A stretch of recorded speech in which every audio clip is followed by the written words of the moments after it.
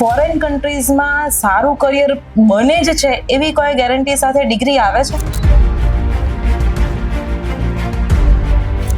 જે લોકો વિદેશ જવાનું પસંદ કરે છે, જે લોકો એવું નક્કી કરે છે કે ત્યાં જઈને ભણવું છે, આ એક ટ્રેન્ડ સેટ થઈ ગયું છે, ઇન્સ્ટાગ્રામ સેટ કરે છે. કડવી હકીકત એ છે કે 70% of the students are selecting on the base of social media.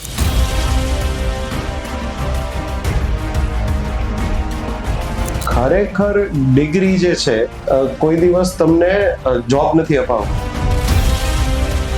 શું ફોરેન ડિગ્રી સ્ટેટસ સિમ્બોલ છે? આપણને સોશિયલ મીડિયા ઉપર લોકોની લાઈફસ્ટાઈલ દેખાય છે, લક્ઝરી લાઈફ દેખાય છે, સારી સારી કાર્સ દેખાય છે લોકોની સ્ટોરીઝમાં, બટ હકીકત એ છે કે કોઈ સ્ટુડન્ટની લોનલીનેસ કેટલી હોય છે, સ્ટુડન્ટ્સને શું શું તકલીફો પડે છે, શું હર્ડલ્સ હોય છે, પાર્ટ ટાઈમ જોબની શું હકીકત છે, ત્યાં ખરેખર છોકરું કેટલું કમાય છે, કેટલું ભણે છે, આ કોઈ દેખાડતું નથી હોતું. જ્યારે આપણે ફોરેન કન્ટ્રીઝમાં સ્ટડીઝની કે જોબની વાત કરતા હોય ને, તો which is the best option? UK, US, Canada, Australia? 14-15 lakh રૂપિયા નાખ્યા પછી બી મને જેટલું મારી પાર્ટ ટાઈમ જોબમાંથી શીખવા મળ્યું છે એટલું મને મારી ડિગ્રીમાંથી મારી સ્કિલ્સ ડેવલપ નથી થવા. તમારે તમારા ઘરમાં એક બારી રિપેર કરાવવી છે કે એક ફ્લોરમાં કંઈ સરખું કરાવવું છે કે પ્લમ્બિંગ કામ કરાવવું છે, તમારે પ્લમ્બર કે કાર્પેન્ટરની અપોઇન્ટમેન્ટ લેવી પડે છે કે તમે ક્યારે આવી શકશો? શું વાત કરો છો? યસ, એ આવીને 2 કલાક કામ કરે છે, 80 પાઉન્ડ લઈ જશે. That is almost equivalent two 8,000 rupees for 2 hours. બાપરે.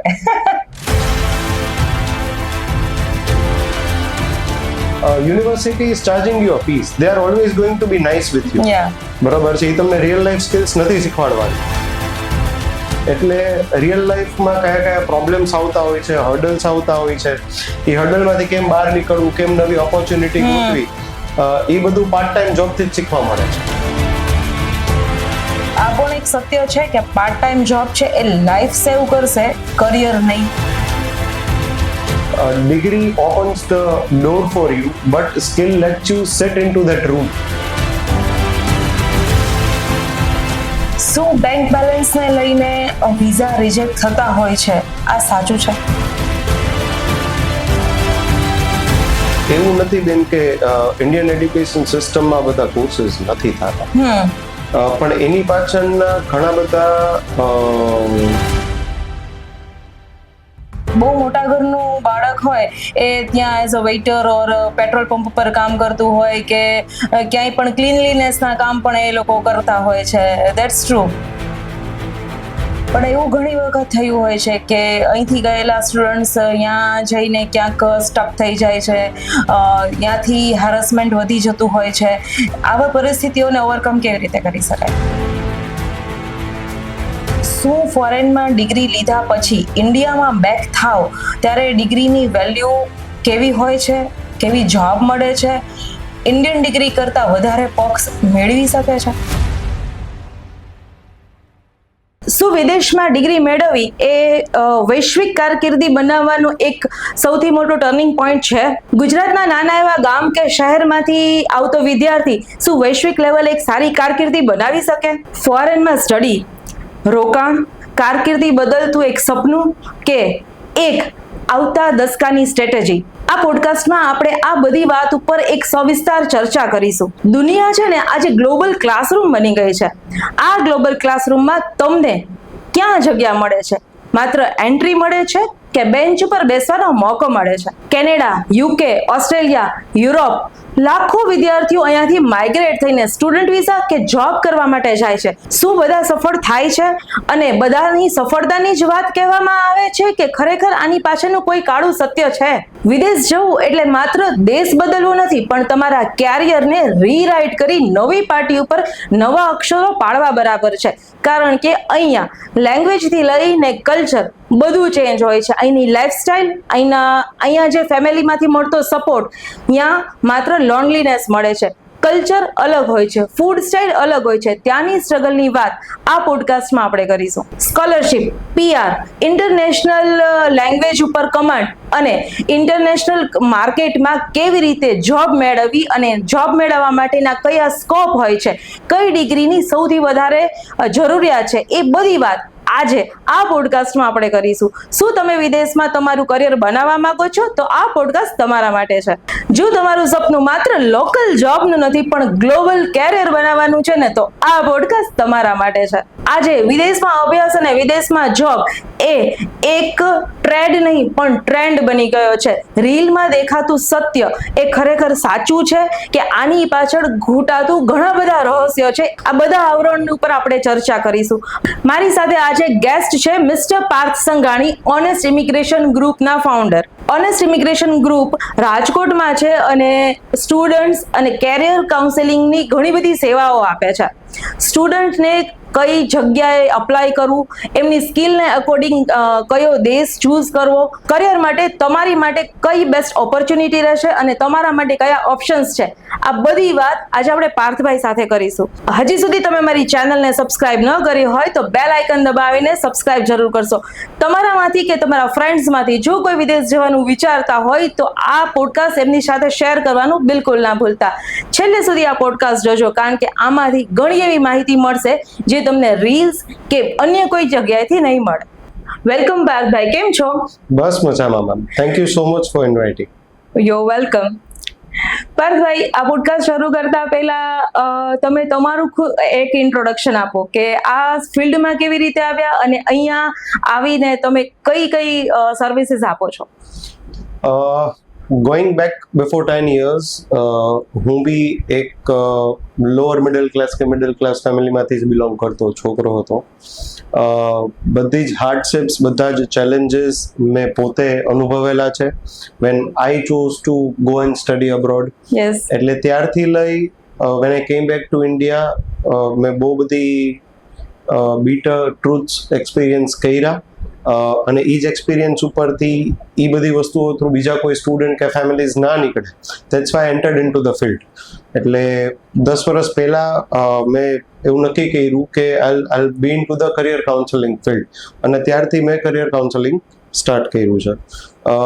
અત્યારે જોવા જઈએ તો we guide students for each and every steps, જેની અંદર બેઝિક કોર્સ શોર્ટલિસ્ટિંગથી લઈ યુનિવર્સિટી શોર્ટલિસ્ટ કરવું, કન્ટ્રી પ્રેફરન્સ કઈ રીતે આપવો, સાથે સાથે જે બી લેંગ્વેજીસ જરૂરી છે એના માટે એનું કોચિંગ આપણે પ્રોવાઈડ કરીએ છીએ.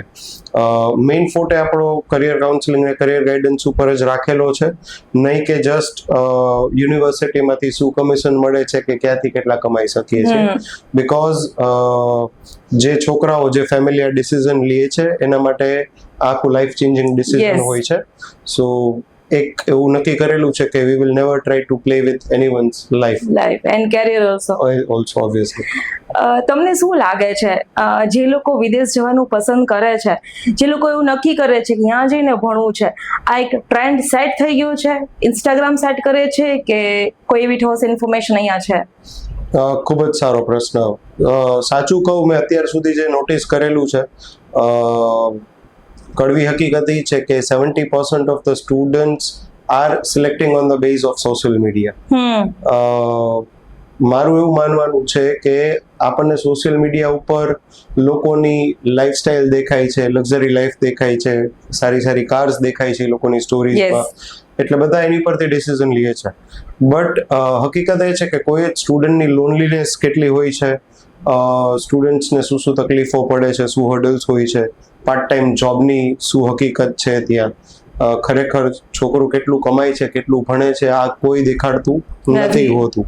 ઇવન હા, સ્ટુડન્ટ્સ બી નથી દેખાડતા હોતા, એ બી એક વખત ત્યાં પહોંચે છે એના પછી they try to portray themselves on Instagram or social media. એટલે પેલી ઝાક જમાડ પાછળ આ બધું બ્લેક જે ડર્ટી ગ્લિમ્સ છે બધી સંતાઈ જાય છે. Yes, exactly. એટલે હું એવી સલાહ આપું છું કે ખાલી ઇન્સ્ટાગ્રામ કે સોશિયલ મીડિયાના મારફતે ડિસિઝન ના લેવું અને વિચારોથી બી એક ડિસિઝન લેવું whether to study abroad or not. Okay, skill અને ટેલેન્ટ એના ઓપ્શનમાં એજ્યુકેશન હોય તો કઈ જગ્યાએ વધારે ઇન્વેસ્ટ અહીંયા કરવું જોઈએ?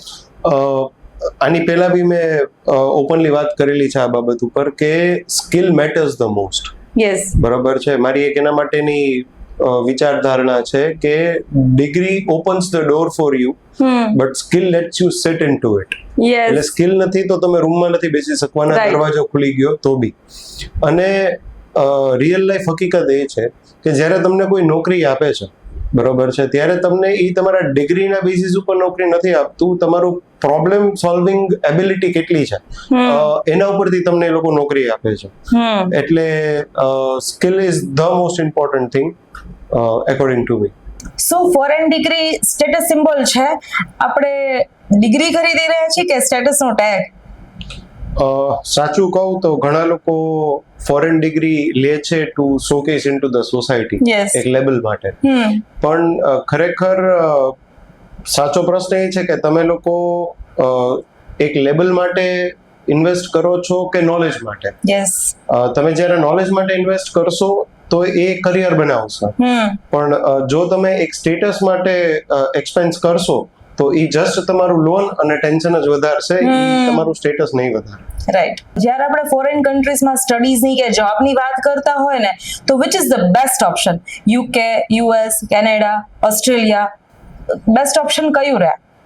સાચું કહું ને તો આનો જવાબ ખરેખર કન્ટ્રી ના હોવું જોઈએ, આનો જવાબ હોવું જોઈએ કે સ્ટુડન્ટની પ્રોફાઇલ શું છે. જ્યારે if student is looking towards innovation and research તો એનો જવાબ યુએસએ આવે. જો સ્ટુડન્ટ એવું ઈચ્છે છે કે એને એક ફાસ્ટ અને એક રિલાયબલ ડિગ્રી જોઈએ છે ફાસ્ટ એડ્યુકેશન સિસ્ટમમાંથી, તો એના માટે જવાબ યુકે આવે. અગર ઇમિગ્રેશન ફ્રેન્ડલી કન્ટ્રી શોધી રહ્યા છે સ્ટુડન્ટ્સ, વર્ક ફ્રેન્ડલી કન્ટ્રી શોધી રહ્યા છે, તો Australia and Canada can be the option. જ્યારે કોઈ સ્ટુડન્ટ એમ કહે કે મારે પર્ટિક્યુલરલી મારી ડિગ્રીને ઇમ્પોર્ટન્સ આપવું છે, ફ્યુચર શું છે એ હું મારી રીતે બનાવીશ, તો એના માટે ઘણા બધા કન્ટ્રીઝ છે, જેમ કે ઓટોમોબાઈલ મેકેનિકલ માટે હબ છે Germany, for fashion business management hub છે ફ્રાન્સ. તો ખરેખર આનો જવાબ ઇઝ સ્ટુડન્ટ્સ પ્રોફાઇલ, નહીં કે કયું કન્ટ્રી સારું છે. ઓકે, તમે જે વાત કરો છો કે સ્ટુડન્ટના પ્રોફાઇલ અકોર્ડિંગ કે સ્કિલ બેઝડ તમારે કન્ટ્રી શોધવું જોઈએ, પણ આમાં એવું હશે કે કઈ અમુક જગ્યાએથી ડિગ્રી બહુ સારી હોય, બહુ સારી યુનિવર્સિટી ત્યાં લોકેટેડ હોય, તો લોકોનો ફ્લો ત્યાં જતો હોય? હા, અને સાચું કહું તો એ જ પ્રોફાઇલની અંદર કાઉન્સેલિંગની સૌથી વધારે મજા આવે. કારણ શું? તો કે બિહાઇન્ડ અ ડિગ્રી ઓર બિહાઇન્ડ અ ફોરેન એડ્યુકેશન, જ્યારે પર્પસ એજ્યુકેશનમાંથી બીજી કોઈ વસ્તુમાં શિફ્ટ થાય છે, ત્યારે ખરેખર એ કરિયર ગાઈડન્સ નથી રહેતું, એને એક આપણે માર્કેટની અંદર એજન્ટનો ટેગ આપી દેવામાં આવે છે. મારું ફોટે છે કરિયર ગાઈડન્સ કે કરિયર કાઉન્સેલિંગ. એટલે જ્યારે આ ટાઈપની પ્રોફાઇલ આવે, જ્યારે કોઈ બી સ્ટુડન્ટ એમ કે મારે આ ફિલ્ડ માટે યુનિવર્સિટી સિલેક્ટ કરવી છે, અથવા આ પર્ટિક્યુલર કોર્સ માટે યુનિવર્સિટી શોર્ટલિસ્ટ કરવી છે, ત્યારે એ કરિયર ગાઈડન્સ કે કરિયર કાઉન્સેલિંગ સૌથી સારું સાબિત થાય છે. કારણ કે ત્યારે છોકરું કે મા બાપ ખાલી સ્ટેટસ સિમ્બોલ કે ઇન્સ્ટાગ્રામ પરથી કે સોશિયલ મીડિયા પરથી જોઈને ડિસિઝન નથી લઈ રહ્યું હતું, એનું કરિયર બનાવવા માટે ડિસિઝન લઈ રહ્યું. He or she is focused on that particular thing, right? Yes. Okay. જ્યારે કોઈ એક સ્ટુડન્ટ છે એ ફોકસ્ડ છે એના પર્ટિક્યુલર ગોલ માટે, એના કરિયર માટે, what he wants to be in a future, આવા લોકોને દેશ સિલેક્ટ કરવું કે ડિગ્રી સિલેક્ટ કરવી એ ગૌણ બાબત બની જાય છે, તો એના માટે ખર્ચ એક બહુ મોટો ઇમ્પોર્ટન્ટ છે. તો એના માટે કેટલો ખર્ચ અપ્રોક્સિમેટલી આવતો હોય છે? On an average, talking about the foreign degree, bare minimum 10 lakh થી લઈને ખર્ચ 50 લાખ સુધી બી જતો હોય છે. Talking about masters degree. જ્યારે તમે બેચલર્સ ડિગ્રીની કે ડિપ્લોમાની વાત કરો છો, તો ઓબ્વિયસ વાત છે કે એ મલ્ટિપલ યર્સની ડિગ્રી હોય છે, એટલે એનો ખર્ચ bare minimum 20 લાખ થી લઈને ઘણી વખત 80 લાખ અથવા 1 કરોડ સુધી બી જતો હોય છે. ઓકે, જ્યારે આ 10 લાખ એમાઉન્ટ નાની નથી, જ્યારે માસ્ટર્સની વાત આવે ત્યારે તો કરોડોમાં વાત પહોંચે છે. તો આ ખર્ચને પહોંચી વળવા માટે ગવર્મેન્ટ પાસેથી મળતી કોઈ સબસિડી કે લોનની વ્યવસ્થા ઇન્ડિયન ગવર્મેન્ટમાં છે? One of the best question that I would like to talk about. ખરેખર છે બી ખરા અને નથી બી. ઓકે. મેં વિદેશ અભ્યાસ કરેલો છે, મેં મારી માસ્ટર્સ ડિગ્રી યુકે થી કરેલી છે. મારી સાથે બહુ બધા સ્ટુડન્ટ્સ જે ચાઇનાથી બિલોંગ કરતા હતા, જે યુએ થી બિલોંગ કરતા હતા, ઘણા બધા યુરોપિયન કન્ટ્રીઝથી બિલોંગ કરતા હતા. Those students were getting paid, were supported by their government for the education.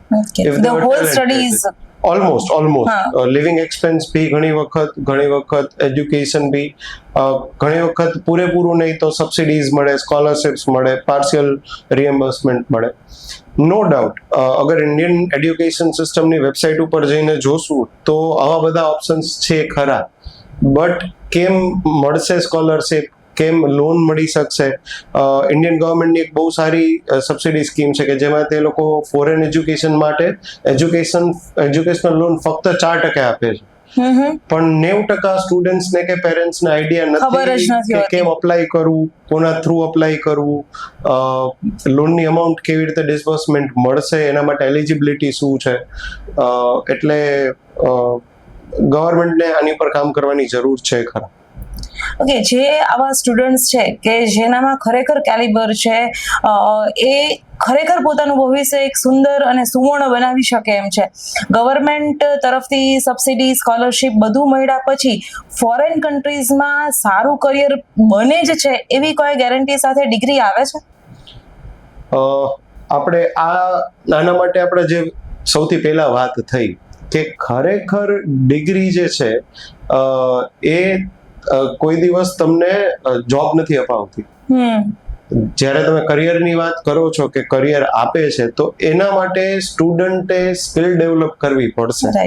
કારણ કે મેં તમને પહેલા જે રીતે કીધું કે degree opens the door for you, but skill let's you seat into that room. So it is more important કે સ્ટુડન્ટ ડિગ્રી લેવા સાથે સાથે એક સ્કિલ બી ડેવલપ કરે.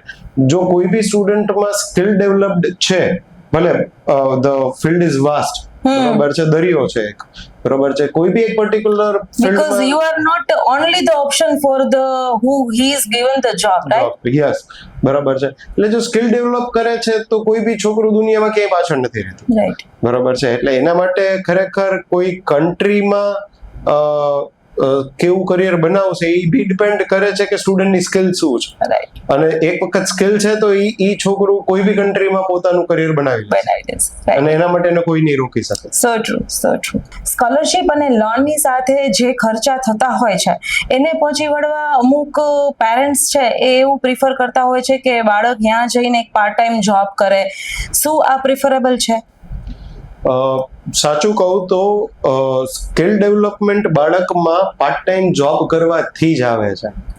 કારણ કે યુનિવર્સિટીમાં તો તમે એને ડિગ્રી લેવા મોકલો છો, રાઈટ? તો the most important part is, હું બધા પેરેન્ટ્સને એક સલાહ આપીશ કે તમારા બાળકને જોબ કરવા દો, તમારા બાળકને મોટિવેટ કરો કે એ બીજા કન્ટ્રીમાં જઈને ભણતરની સાથે પાર્ટ ટાઈમ જોબ બી કરે. મેં ઘણી વખત જોયેલું છે કે if the parents are rich અથવા કેપેબલ ઇનફ છે તો sometimes they teach there kids કે બેટા તું ભણવામાં ધ્યાન દેજે, નોકરી નહીં કરતો ચાલશે. પણ ના, મારો પર્સનલ અનુભવ છે કે ભલે 14-15 લાખ રૂપિયા નાખ્યા પછી બી મને જેટલું મારી પાર્ટ ટાઈમ જોબમાંથી શીખવા મળ્યું છે એટલું મને મારી ડિગ્રીમાંથી મારી સ્કિલ્સ ડેવલપ નથી થવાની. Surrounding area teaches you the best. હા, એટલે રિયલ લાઈફ લેસન્સ જે છે, બરોબર છે, university is charging you a fees, they are always going to be nice with you, બરોબર છે. એ તમને રિયલ લાઈફ સ્કિલ્સ નથી શીખવાડવાની. તમે જે પાર્ટ ટાઈમ જોબ કરો છો એ લોકો તમારા રિલેટિવ નથી, તમારા મિત્ર નથી, તમે એને પૈસા આપેલા કે તમારી સાથે સારી રીતે વર્તશે. એટલે રિયલ લાઈફમાં કયા પ્રોબ્લેમ્સ આવતા હોય છે, હર્ડલ્સ આવતા હોય છે, એ હર્ડલમાંથી કેમ બહાર નીકળવું, કેમ નવી ઓપોર્ચ્યુનિટી ગોતવી, એ બધું પાર્ટ ટાઈમ જોબ થી જ શીખવા મળે છે. એટલે પાર્ટ ટાઈમ જોબ તો 100% કરવી જ જોઈએ, બીકોઝ પેરેન્ટ્સ પોતાના બાળકને ઇન્ડિયામાં રાખીને એની ઉપર 1 કરોડ કે 2 કરોડ રૂપિયા વાપરતા બી નહીં શીખવાડી શકે એટલી વસ્તુ અબ્રોડમાં પાર્ટ ટાઈમ જોબ કરવાથી એના બાળકને શીખવી શકે. Right, like communication skills develop થાય છે, the deal with other person, એ બી પાર્ટ ટાઈમ જોબ થી કદાચ શીખવા મળતું હશે, રાઈટ? યસ. એમાં બી કેવું છે કે અહીંયા સ્ટુડન્ટ્સ અથવા kids are very much pampered. Yes, બરોબર છે. પેરેન્ટ્સ કે માતા પિતા પાસે આજની તારીખે બી પૈસા હોય કે ના હોય એની બાળકને હથેળી પર જ રાખવાનું છે. અને 20-22 વર્ષ પહેલા કોઈ બાળક કામ કરતું નથી. એટલે અને આઉટ ઓફ ઇન્ડિયા જાય છે એટલે કેવું છે કે અહીંયા આપણને શરમ હોય છે કે ઓલા મને ઓળખે છે, આ મારા રિલેટિવ છે. આઉટ ઓફ ઇન્ડિયા જઈને ઈ શરમ નીકળી જાય બીકોઝ તમને કોઈ ઓળખતું નથી તમે કોઈને ઓળખતા. યસ, આપણે સાંભળવા મળે છે કે બહુ મોટા ઘરનું બાળક હોય એ ત્યાં as a waiter or petrol pump પર કામ કરતું હોય કે ક્યાંય પણ ક્લીનલીનેસ ના કામ પણ એ લોકો કરતા હોય છે. That's true. યસ. અને કદાચ એવું બી હોઈ શકે કે ત્યાં કોઈ કામ કરવાની શરમ નથી. શરમ બી નથી, અને સાથે કેવું હોય છે કે બધા કિડ્સ ને એક એજ પછી so earning a money is a kind of a cortisol that you develop into your body. Yes. એક એજ પછી જ્યારે કોઈ બી સ્ટુડન્ટ ભલે એક નોમિનલ અમાઉન્ટ, લેટ્સ સે કે યુકે જાય છે તો 10 થી 12 પાઉન્ડ, ઓસ્ટ્રેલિયા જાય છે તો $15 થી $20, $25, એ જ્યારે પેલી 5-10 કલાકની કમાઈ છે ત્યારે એની અંદર એક કોર્ટિસોલ ડેવલપ થાય છે. રાઈટ. અને એના લીધે કેવું થાય છે કે એના એડ્યુકેશન સાથે મની અર્નિંગ સ્કિલ્સ કેટલી ઇમ્પોર્ટન્ટ છે એ બી શીખવા માંડે છે. રાઈટ. એટલે એ ઓટોમેટિકલી પછી the value of money rise. અત્યારે છે ને ભારતની ઇકોનોમી એવા સ્ટેજ ઉપર છે કે we are in highest developing phase. તો આજે કોઈ એવો નિર્ણય લેવો હોય કે મારે વિદેશ ભણવા જવું છે કે જોબ કરવા જવું છે કે અહીંયા માઇગ્રેટ થવું છે, એ કેટલું ડાપણ ભર્યું કહેવાય? આનો એક મસ્ત જવાબ આપીશ. સૌથી મોટી તકલીફ કયો કે એક હ્યુમન સાયકોલોજી કયો. We always talk about the economy of the country. Yes. The fact is, કોઈ બી કન્ટ્રીની ઇકોનોમી ખરેખર કોને ઇમ્પેક્ટ કરવાની છે? કોઈ સ્ટુડન્ટને કે કોઈ મિડલ ક્લાસ ફેમિલી કે લોઅર મિડલ ક્લાસ ફેમિલી જે નોકરિયાત છે એને કોઈ બી કન્ટ્રીની ઇકોનોમી ઇમ્પેક્ટ કરતી જ નથી. રાઈટ. એ મોટા બિઝનેસ એ જ્યારે કોઈ મોટા બિઝનેસમેન છે અથવા કોઈ એવા પર્સન છે કે જેની બહુ હાઈ અમાઉન્ટ માર્કેટની અંદર રોટેટ થાય છે એને ઇમ્પેક્ટ કરે છે. એટલે while taking a decision of the education, never go behind the country's economy because at that time you are going to earn a degree and learn the real life skills. એના પછી તમે જ્યારે એક time પછી earn કરવાનું ચાલુ કરશો, તમે તમારું કરિયર ડેવલપમેન્ટમાં જાશો ત્યારે તમને એ ઇકોનોમી ઇમ્પેક્ટ કરશે. Make that decision at that time. Right. તમે બે વસ્તુને લઈને સિમિલર ડિસિઝન લેશો તો કોઈ બી એક વસ્તુ નેગોશિએટ થવાની જ છે. તમને એડ્યુકેશન કાં તો તમારે એડ્યુકેશન સિસ્ટમ સાથે નેગોશિએટ કરવું પડશે અને કાં તો તમારે તમારા ફ્યુચર કરિયર કે તમારું જે સ્કિલ ડેવલપમેન્ટ સ્ટેજ છે એની સાથે નેગોશિએટ કરવું પડશે. ફોરેન જવામાં ઘણા વિદ્યાર્થીઓ છે ને એક હાઈપ હોય ને કે ફ્રેન્ડ્સ વયા ગયા છે, હું બાકી રહી ગયો છું, એટલે એક ઉતાવળ હોય, એક હસલ હોય. તો એ સ્ટ્રેટેજીમાં એક ઓપોર્ચ્યુનિટીની કોસ્ટ વધારે જતી હોય છે. શું આ સાચું છે? 100% સાચી વસ્તુ છે. આજની તારીખમાં દેખાદેખી બહુ વધી ગઈ છે. યસ. કે આમના માસીનો છોકરો ગયો છે, આપણે આપણા છોકરાને મોકલીએ. રાઈટ. બાજુવાળા પટેલભાઈનો છોકરો ગયો છે, આપણે મોકલવો જોઈએ. એટલે ઘણી વખત આ ડિસિઝનમાં સ્ટુડન્ટનો તો 20-30% વાંક કહીશ, કારણ કે એને તો જોયું ને એને માંગ્યું. પણ સાથે પેરેન્ટ્સની જે ઘેલછા એ 70% કામ કરતી હોય છે. ઓકે. બરોબર છે. ચલો એમ નથી કે તો બંને પેરેન્ટ્સ હા પાડે છે, પણ કોઈ બી એક પેરેન્ટ્સનો બી સપોર્ટ મળી જાય છે એટલે it converts to 100% automatically. Of course. બરોબર છે. એટલે દેખાદેખી કરતા વિચારોથી આ ડિસિઝન જો લેવામાં આવે કે આપણા ફેમિલીને ફિનાન્શિયલી અનુકૂળ આવે એમ છે, શું આપણું છોકરું વિદેશ જઈને સ્કિલ ડેવલપ કરી શકશે કે નહીં કરી શકે, કારણ કે માતા પિતા એના બાળકને જેટલું ઓળખે છે એટલું બીજું કોઈ નથી ઓળખવાનું. તો આ બધા પેરામીટર્સને ધ્યાનમાં રાખીને આ ડિસિઝન લેવા જોઈએ, નહીં કે દેખાદેખીથી કે કોઈના બીજાના એક્ઝામ્પલ કોઈથી ઇન્ફ્લુઅન્સ થઈને લેવું એના કરતા. રાઈટ. જ્યારે આજે ઇન્ડિયા ઈ સ્ટેજ ઉપર છે કે ઘણા બધા આપણી પાસે ઓપ્શન્સ છે. We have lots of degrees and lots of courses કે જે ગ્લોબલી આપણે એમાં વર્ક કરી શકીએ છીએ. એટ ઇન્ડિયા આ કોર્સિસ જો થતા હોય તો વિદેશી ડિગ્રીનું મહત્વ કેટલું વધારે in comparison of that? Okay. હવે એની અંદર કેવું છે કે એવું નથી બેન કે ઇન્ડિયન એડ્યુકેશન સિસ્ટમમાં બધા કોર્સિસ નથી થતા, પણ એની પાછળના ઘણા બધા રીઝન્સ વર્ક કરતા હોય છે. ઘણી વખત જે ફેકલ્ટીઝ આ બધા કોર્સિસ કન્ડક્ટ કરે છે એની મેન્ટાલિટી, એની મહેનત, એની psychology towards their students or their kids are very much different. Right.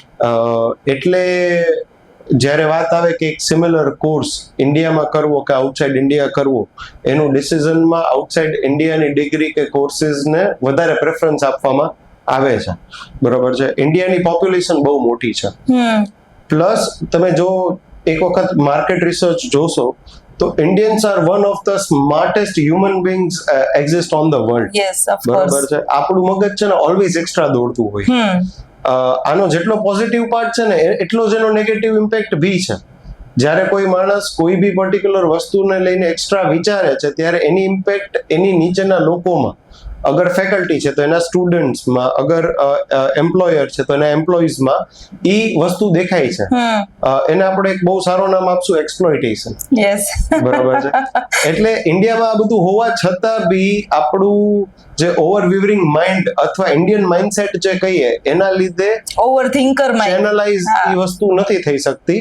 અને એનો સેકન્ડ રીઝન છે આપણી પોપ્યુલેશન. બરાબર છે. એટલે that is the only core reason કે અબ્રોડ એડ્યુકેશન સિસ્ટમ બાજુ લોકો વધારે ઢળે છે. અત્યારે જ્યારે જીઓપોલિટિક્સ છે ને એ બહુ મેસ છે, કોઈ ક્લિયરન્સ આપણને મળતું નથી, કોઈ ક્લેરિટી નથી દેખાતી. આવા સંજોગોમાં આ એપ્રિલ થી જૂનમાં જે લોકોએ નિર્ણય લેવાનો છે એના માટે સલાહભર્યો નિર્ણય શું હશે? સાચું કહું તો અગેન જ્યારે હું સલાહ આપું છું ત્યારે ઈ સલાહ ની અંદર જીઓપોલિટિકલ રીઝન્સ ને હું ખાલી 10% ભાગ આપું છું. આખી જ્યારે 100% આપણે કાઉન્સિલિંગ કમ્પ્લીટ કરીએ એની અંદર આ ખાલી 10% જ રોલ નિભાવે છે. કારણ કે જીઓપોલિટિકલ રીઝન્સ જે છે ઈ એવું નથી કે આજે સ્ટેબલ થઈ ગયું તો કાલે નથી. It is similar to the stock market, it is similar to the સોના ચાંદીનો ભાવ. એ હંમેશા ઉપર નીચે થવાનો છે બધા કન્ટ્રીઝમાં. જો આપણે ખાલી ને ખાલી જીઓપોલિટિકલ રિવ્યુઝ ને કન્સિડર કરીને જો ડિસિઝન લેશું તો આપણા ડિસિઝન કોઈ દિવસ 100% સાચા નહીં હોય. બરાબર છે. એટલે જીઓપોલિટિકલ ઇશ્યુઝ ને 10 થી 20% જ ભાગ આપવો ડિસિઝન લેવામાં. બરાબર છે. અને આ રીઝન તો એવા છે કે અત્યારે છે, 6 મહિના પછી નથી. તમારી એજ ઊભી નથી રહેવાની, તમારો ટાઈમ ઊભો નથી રહેવાનો. બરાબર છે. પણ એવું ઘણી વખત થયું હોય છે કે અહીંથી ગયેલા સ્ટુડન્ટ્સ અહીંયા જઈને ક્યાંક સ્ટક થઈ જાય છે, ત્યાંથી હેરેસમેન્ટ વધી જતું હોય છે. આવા પરિસ્થિતિઓને ઓવરકમ કેવી રીતે કરી શકાય? એટલે જ તો તમારી પાસે ઓપ્શન્સ મલ્ટિપલ છે ને. તમે જ્યારે લેટ્સ સપોઝ એક એક્ઝામ્પલ લે કે કોઈ બાળક એમ કહે છે કે મારે ઇમિગ્રેશન ફ્રેન્ડલી અને વર્ક ફ્રેન્ડલી એન્વાયરમેન્ટ જોઈએ છે, તો સ્ટુડન્ટ પાસે ઓલવેઝ 2 થી 3 ઓપ્શન હોય છે. જેમ કે કેનેડા છે, ઓસ્ટ્રેલિયા છે, યુરોપિયન કન્ટ્રીઝ ઘણા બધા છે. તો તમારે જ્યારે ઇન્ટેકની વાત કરું તો મોસ્ટલી જાન્યુઆરી, મે અથવા સપ્ટેમ્બર ઇન્ટેક, 3 ઇન્ટેક યરમાં હોય છે. બરાબર છે. તો તમારો જે અપકમિંગ ઇન્ટેક છે એને ધ્યાનમાં રાખીને તમે આ ડિસિઝન ઓલવેઝ લઈ શકો છો. ખરેખર એવું તો કોઈ દિવસ નથી હોતું કે આપણી જે નીડ છે, આપણી જે થોટ પ્રોસેસ છે એના માટે આપણી પાસે કોઈ બી એક પર્ટિક્યુલર કન્ટ્રી જ અવેલેબલ છે. આજથી 3 વર્ષ 4 વર્ષ પહેલા એવું હતું કે ઇમિગ્રેશન ફ્રેન્ડલીમાં ખાલી વાત આપણે કરીએ તો કેનેડાની જ વાત આવતી. બરાબર છે. અત્યારે છેલ્લા 4 વર્ષની અંદર કેનેડાની સિચ્યુએશન ઘણી બધી ટફ થઈ છે, નો ડાઉટ. પણ talking about next 2 to 3 years, I believe one of the best opportunity is there in Canada. કારણ કે જેટલો બી રસ એ છેલ્લા 5-10 વર્ષમાં હતો એ આ છેલ્લા 2-3 વર્ષમાં ક્લિયર થયો છે. Same going with Australia. તો ઓસ્ટ્રેલિયા જેટલું સ્મૂથ ચાલતું એ લોકોએ થોડું ટફ કરેલું છે, પણ એ જે ટફ પીરિયડ છે એ 1 કે 2 વર્ષ રહેવાનું છે. એટલે હવે જે સ્ટુડન્ટ જાય છે એને એના કરિયર માટેની ઓપોર્ચ્યુનિટી એનું 2 વર્ષની માસ્ટર્સ ડિગ્રી કે 3 વર્ષની બેચલર્સ ડિગ્રી પતશે, એના પછી they have to think about it. So current scenario is actually not going to impact what is going to happen after 3 years or 2 years of your bachelor's or master's degree. Right. એટલે આપણે decision અત્યારની situation જોઈને લઈએ છીએ. ખરેખર matter કરતી હોય છે આપણું એજ્યુકેશન કમ્પ્લીટ થાય એના પછીનું, જે તમને અત્યારથી નથી ખબર. રાઈટ. પણ ઘણી એવી સિચ્યુએશન હોય છે એટલે પેરેન્ટ્સ જે અહીંયા પેમ્પર્ડ કિડ્સ છે એને મોકલતા પેલા 1000 વાર વિચાર કરતા હોય છે. આના એ લોકો માટે એક બહુ સારો જવાબ રહેશે કે આ વિચારવા યોગ્ય વાત છે કે અત્યારની પછીના સંબંધો કેવા છે એના ઉપર આપણી વિચાર દ્રષ્ટિ હોવી જોઈએ. ઇમિગ્રેશન કન્સલ્ટન્ટ છે ને અહીંયા એક બહુ મોટો રોલ પ્લે કરે છે. આમ જોવા જાય ને તો સૌથી મોટો રોલ એટલે 90% કામ એનું હોય છે કન્સલ્ટિંગ કરવાનું એન્ડ કોચિંગ, લાઈક કરિયર માટે કોચિંગ આપવાનું બધું.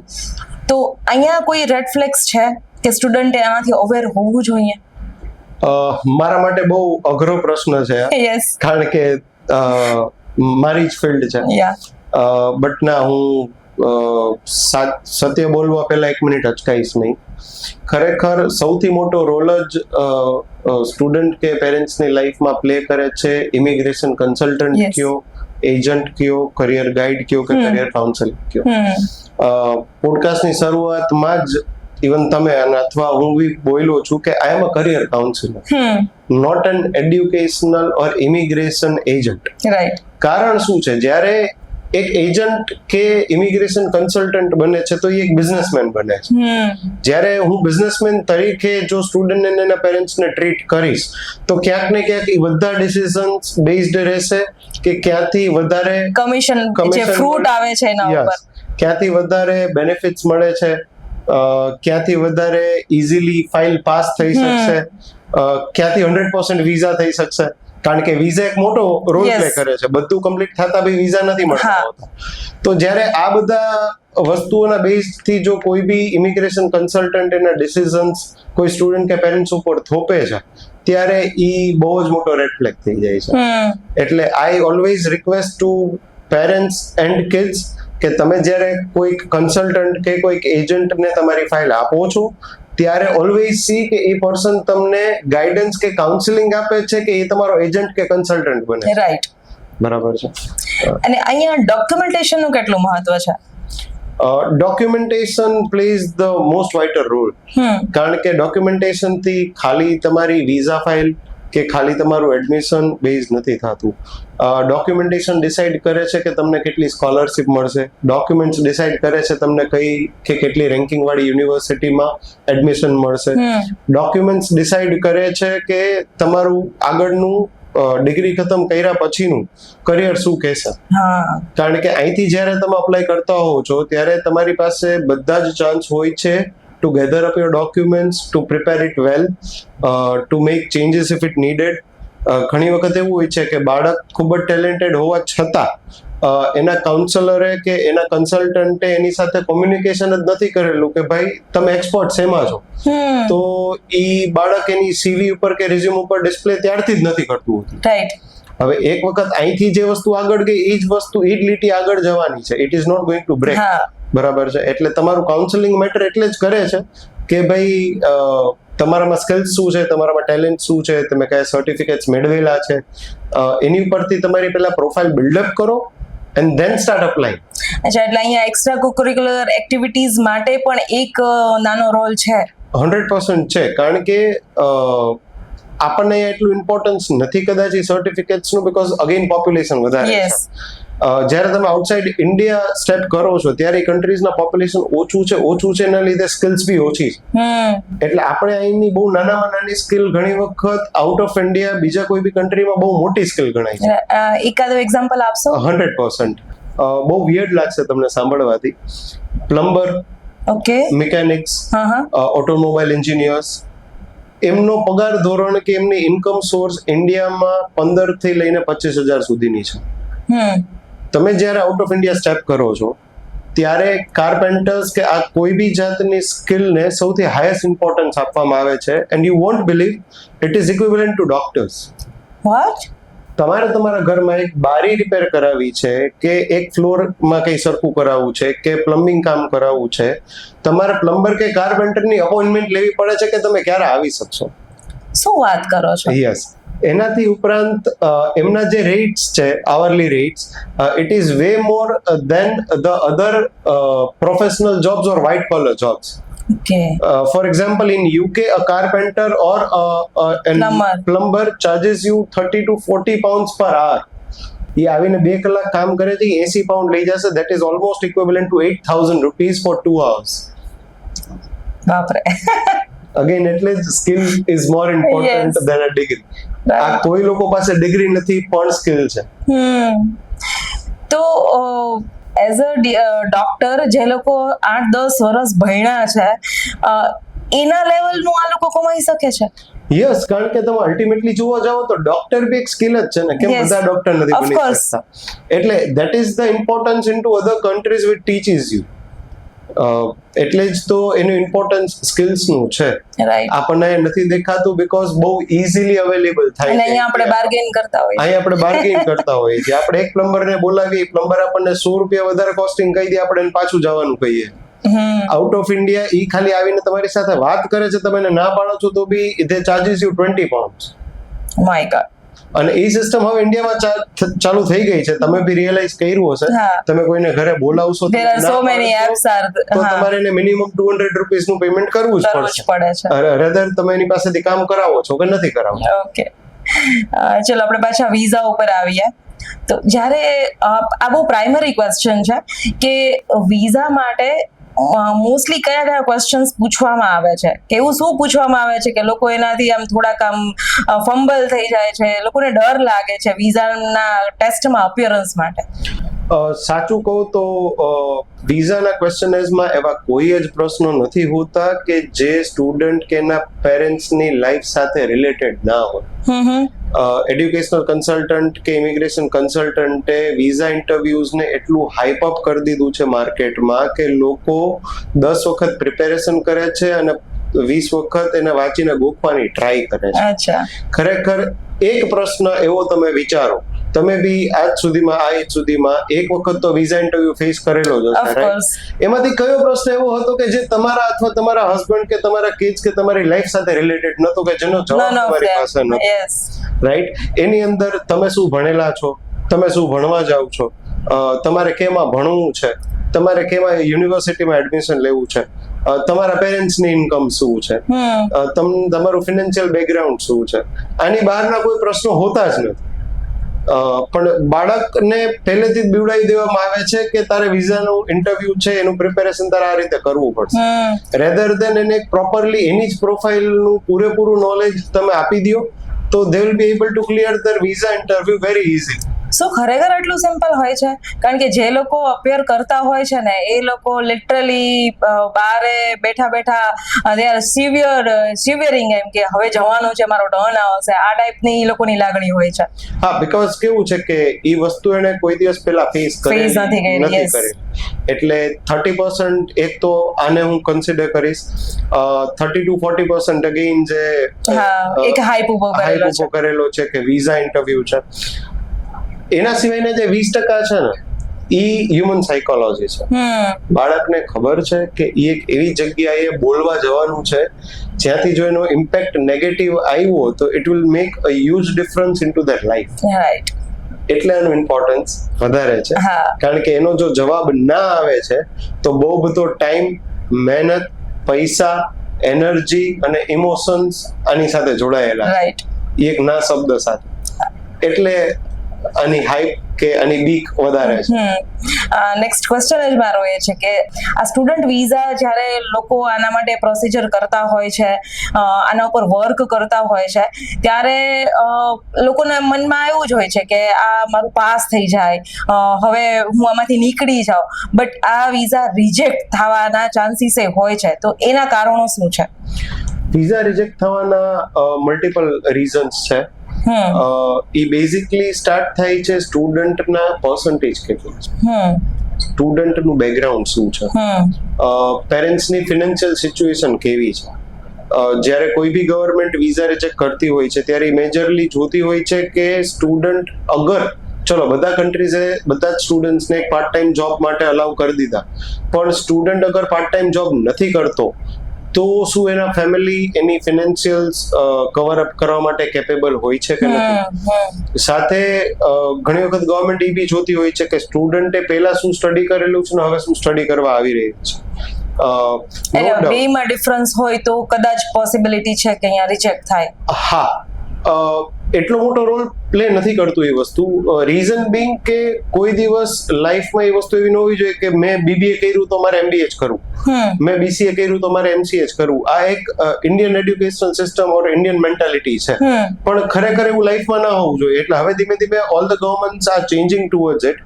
બધી ગવર્મેન્ટ એ બાબતે લિબરલ થઈ ગઈ છે કે ભાઈ કોર્સ ચેન્જ હોય છે તો રિજેક્શન ના, but certain countries do believe in two this things and provide the result based on this thing as well.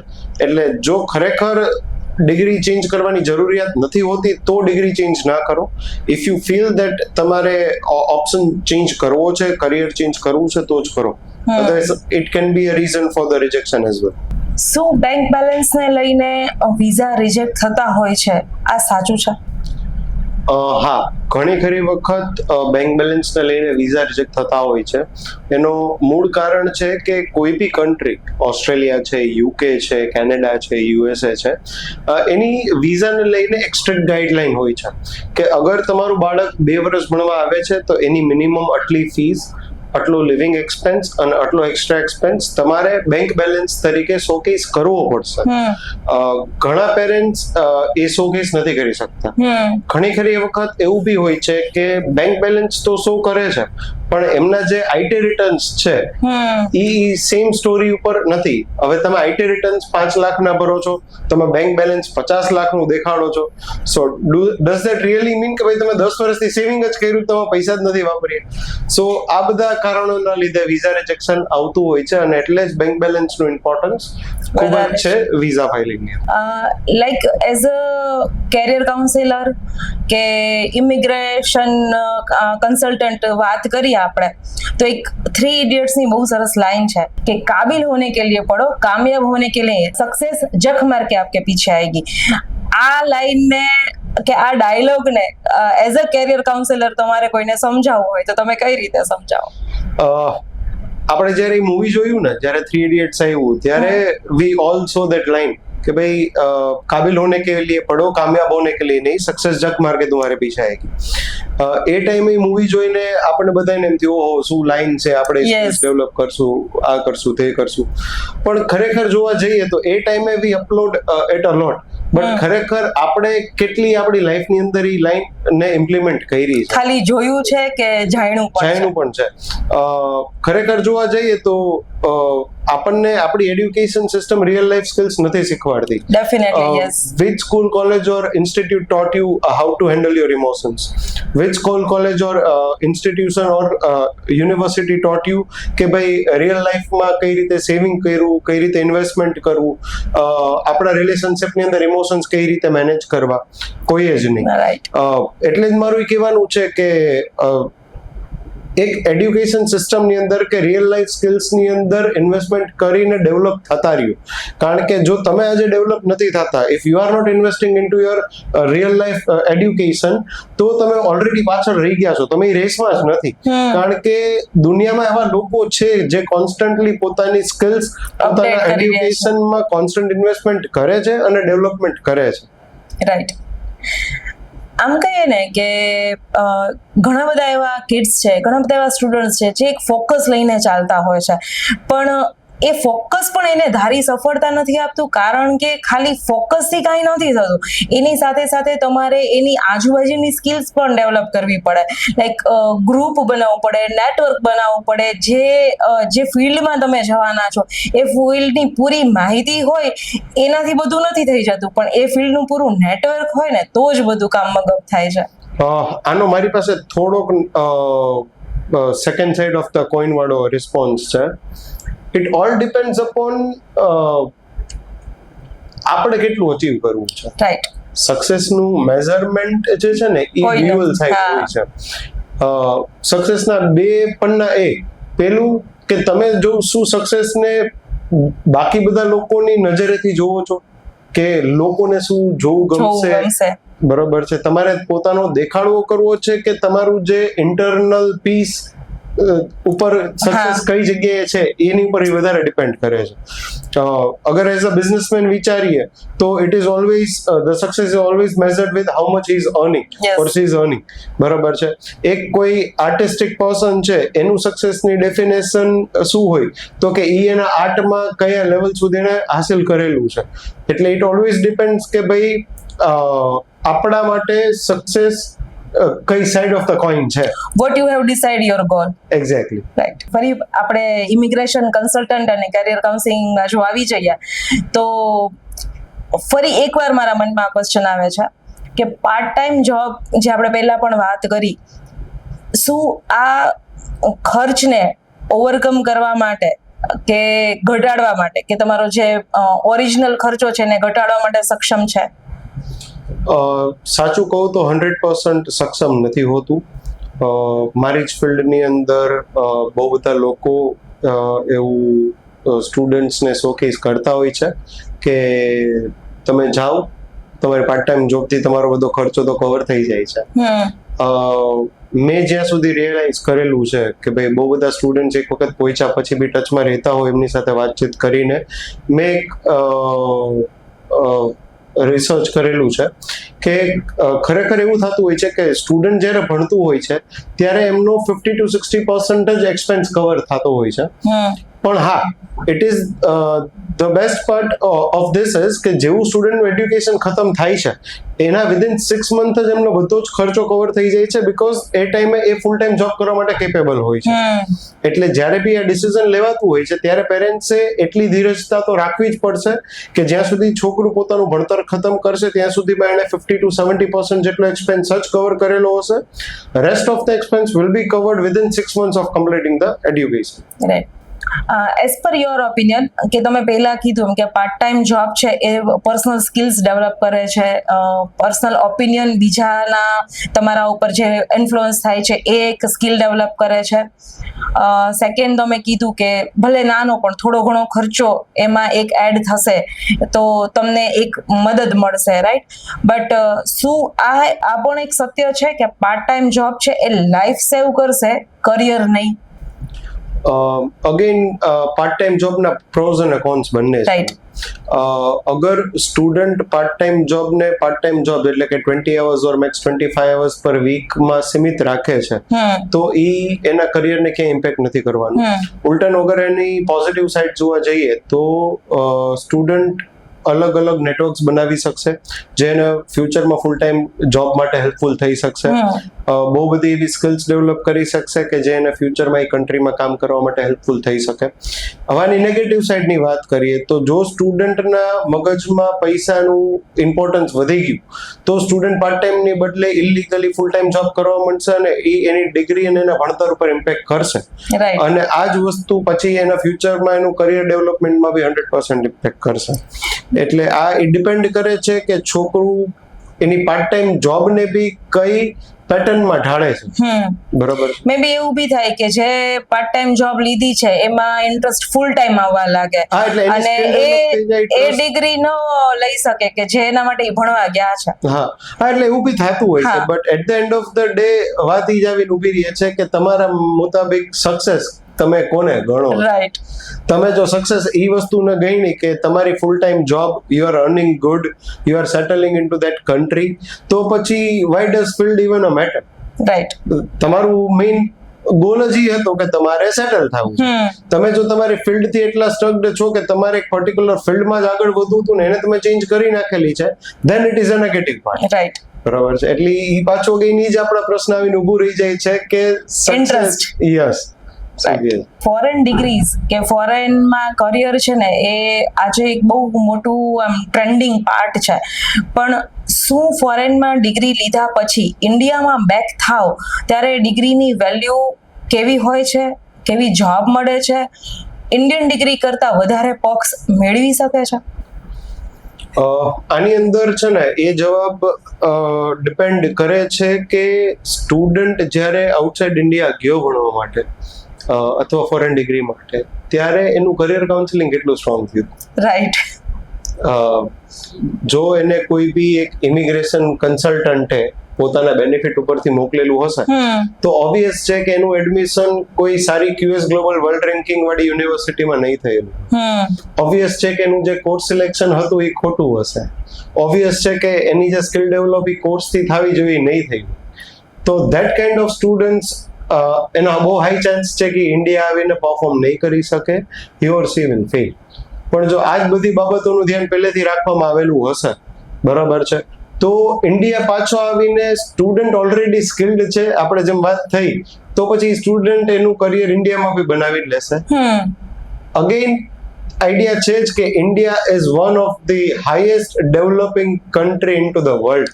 એટલે એ છોકરું પાછું આવીને 10x પરફોર્મ કરી શકશે compared to staying in foreign countries. Right. Like any other developing country or a developed country, એક luxury life હોય છે.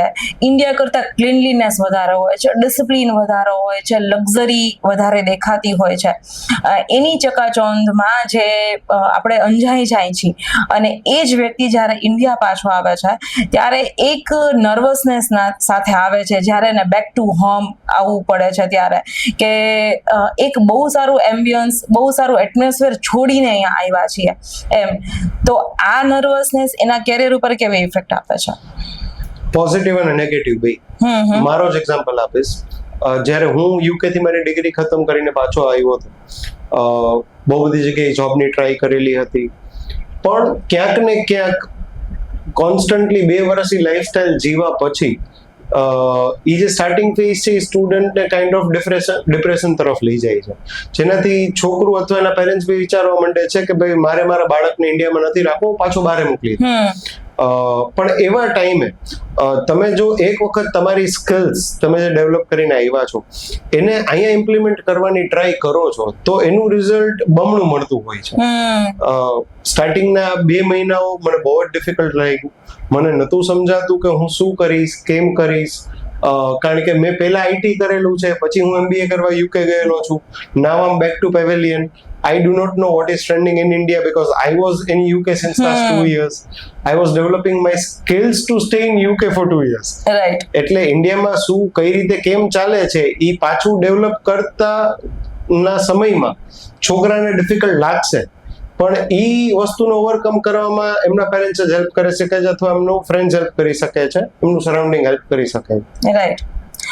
જે લોકો ફોરેનથી જ્યારે પાછા આવે છે અને અહીંયા કેરિયર ડેવલપ કરવાની કે કેરિયર સ્ટાર્ટ કરવાની વાત આવે છે ને, ત્યારે એક બહુ મેજર પાર્ટ હોય છે, લાઈક જોબ હોય ને તો પર્ક્સ. કારણ કે અહીંયા જેટલા પેઇંગ પર્ક્સ હાઈ છે એટલા અહીંયા નથી હોતા. તો એક જોબ લેવામાં એક ખચકાટ હોય છે. આ ખચકાટને કેવી રીતે ઓવરકમ કરો? કારણ કે એટલી હાઈ પેડ જોબ અહીંયા મળવી એ નેક્સ્ટ ટુ ઇમ્પોસિબલ છે. મલ્ટિપલ રીઝન્સ છે એની પાછળના. સો ધ ફર્સ્ટ રીઝન ઇઝ કે outside India high paying skills job હોય છે એનો રીઝન એ લોકોનું મિનિમમ વેજ સિસ્ટમ છે. એ કન્ટ્રીએ જે નક્કી કરેલું છે કે if a person have achieved a masters degree into so and so field, એનો બેઝિક પગાર આ લેવલથી સ્ટાર્ટ થયેલો હોવો જોઈએ. ઇન્ડિયામાં ઈ જે પગાર ધોરણ છે એ બહુ નીચો છે, બરાબર છે. સેકન્ડ, એવું નથી કે ઇન્ડિયા આવીને લો પેઇંગ સ્કેલ જોબ જ મળે છે. એ ડિપેન્ડ કરે છે તમે કયા ટાઈપના સિટીમાં ફ્યુચર બનાવવાની ટ્રાય કરો છો, કઈ ફિલ્ડમાં તમારું ફ્યુચર બનાવવાની ટ્રાય કરો છો. Third point is an exploitation, જે ઇન્ડિયામાં બહુ હાઈ લેવલ ઉપર છે.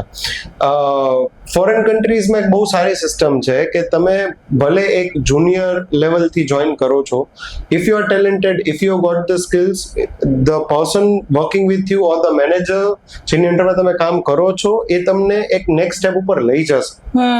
ઇન્ડિયામાં it is the exploitation is on the next level.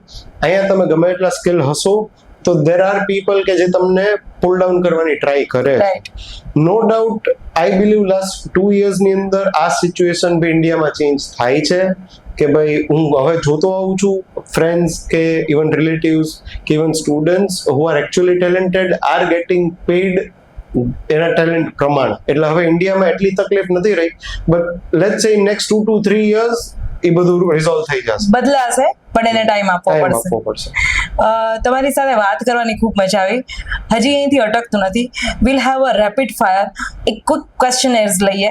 Sum rapid fire for this career counselling and immigration, right? IELTS અને ટોફેલ વગર એડમિશન મળી શકે? ક્યારેક હા, ક્યારેક ના, પણ learning is must. Language develop કરવી પડશે. રાઈટ. કયો કોર્સ ભવિષ્યમાં વધુ સ્કોપ આપે છે? સ્કોપ કોર્સ નથી આપતો, સ્કિલ આપે છે. સ્કિલ્સ આર એઆઈ છે, ડેટા સાયન્સ છે, ઇવન નર્સિંગ છે કે હોસ્પિટાલિટી છે, એ બધી. રાઈટ. એજન્ટ દ્વારા અપ્લાય કરવું જોઈએ કે યુનિવર્સિટીમાં ડાયરેક્ટ અપ્લાય કરવું જોઈએ? What you prefer? જો 100% નોલેજ છે તો ડાયરેક્ટ અપ્લાય કરવામાં કોઈ ઇશ્યુ નથી, but I will say always try to go via trusted consultant, જેનાથી નેગેટિવ ચાન્સીસ બહુ ઓછા થઈ જાય છે. Right. If someone had a gap year તો શું કરવું જોઈએ? જીવનમાં ગેપ હોવો એ ગુનો નથી, એનું એક પ્રોપર એક્સપ્લેનેશન હોવું જોઈએ. ઓકે. કે ગેપ છે તો એ ટાઈમે તમે શું કરતા હતા, બસ એ જ. અને એડમિશન ઉપર આની અસર પડે છે? અપ ટુ 5 years નથી પડતી હોતી, પણ એનાથી વધારે હોય છે તો યસ, જસ્ટિફિકેશન બહુ સ્ટ્રોંગ આપવું પડતું હોય છે. ઓકે. શું વિદેશ જવું એસ્કેપ છે કે એક્સપાન્શન? અગર રાઈટ માઇન્ડસેટ સાથે જઈએ તો એક્સપાન્શન, બાકી એક્સપ્લોઝન. એસ્કેપ. રાઈટ. શું ફોરેનમાં સફળતા માટેનો શોર્ટકટ છે? ખરેખર શોર્ટકટ નથી, કારણ કે લાઈફમાં શોર્ટકટ હોતું જ નથી. રાઈટ. પણ હા, એ એવી રીતે તમારી સામે રેપ કરીને મૂકવામાં આવતું હોય છે. That's it likes attractive and that attract your eyes. હા. Right? Okay. શું તમને ખબર છે કે 5 વર્ષ તમારે એકલા રહેવાનું છે, એકલા રાંધવાનું છે, ઘરનું કામ જાતે કરવાનું છે, ઘણા બધા સંઘર્ષો હશે, વારે તહેવારે કોઈ તમારી સાથે નહીં હોય, તમે એકલા જ તમારા રૂમમાં આ બધા 5 વર્ષને એકલા જ કાઢવાના છો, આવી જેલ જેવી પરિસ્થિતિમાં રહેવાનું સ્વીકારશો? ખરેખર એ જ તો એઝ અ હ્યુમન બીંગ તમને ડેવલપ કરવાનું છે. રાઈટ. તમે અહીંયા આટલા પેમ્પર્ડ રહેશો, આ બધી વસ્તુની વચ્ચે રહેશો, તો જ્યારે તમે બિઝનેસ કરો છો કે જોબ કરો છો તો એ તમારા રિલેટિવ્સ નથી, એ તમારા મા બાપ નથી કે તમને સારી રીતે ટ્રીટ કરશે, તમને ગમે છે એ રીતે ટ્રીટ કરશે. એટલે પ્રોફેશનલ લાઈફમાં સક્સેસફુલ થવા માટે આ બધી વસ્તુઓ શીખવી 100% જરૂરી છે. Just like outside of the comfort zone. Comfort zone, yes. શું તમને કેટલાક કોર્સિસ ઇમિગ્રેશન ફ્રેન્ડલી લાગે છે કે ખાલી ઇમિગ્રેશન આપવા માટે જ આટલા બધા કોર્સનો જન્મ થયો છે?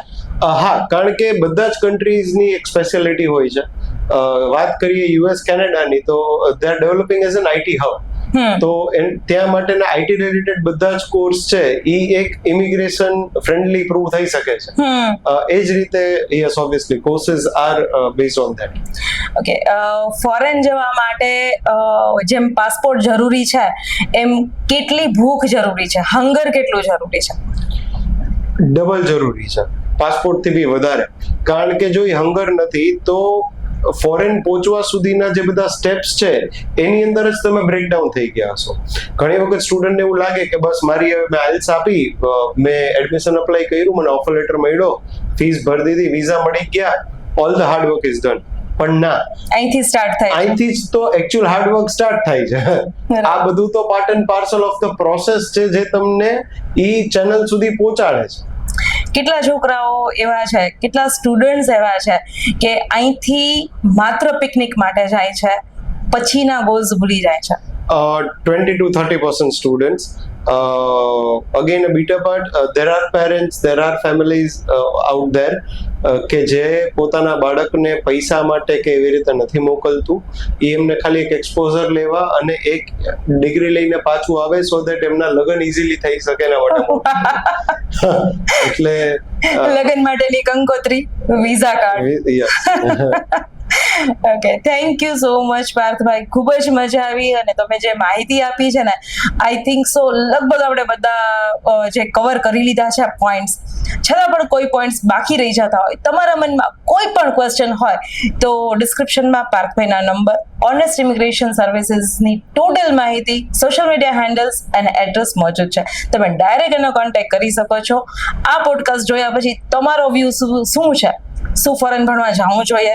ઇન્ડિયા બેસ્ટ છે કે તમારો બિઝનેસ ને તમારે લોકલથી ગ્લોબલ લઈ જવો છે, અહીંયા દરેક વસ્તુ, દરેક ઓપ્શન્સ અવેલેબલ છે. નાઉ the choice is yours. What is your thought? મને કોમેન્ટ કરીને જરૂર જણાવજો તમને આ પોડકાસ્ટ કેવો લાગ્યો, તમને મારા વિચારો કેવા લાગ્યા, અને હા, સબસ્ક્રાઇબ કરવાનું બિલકુલ ના ભૂલતા. Thank you so much.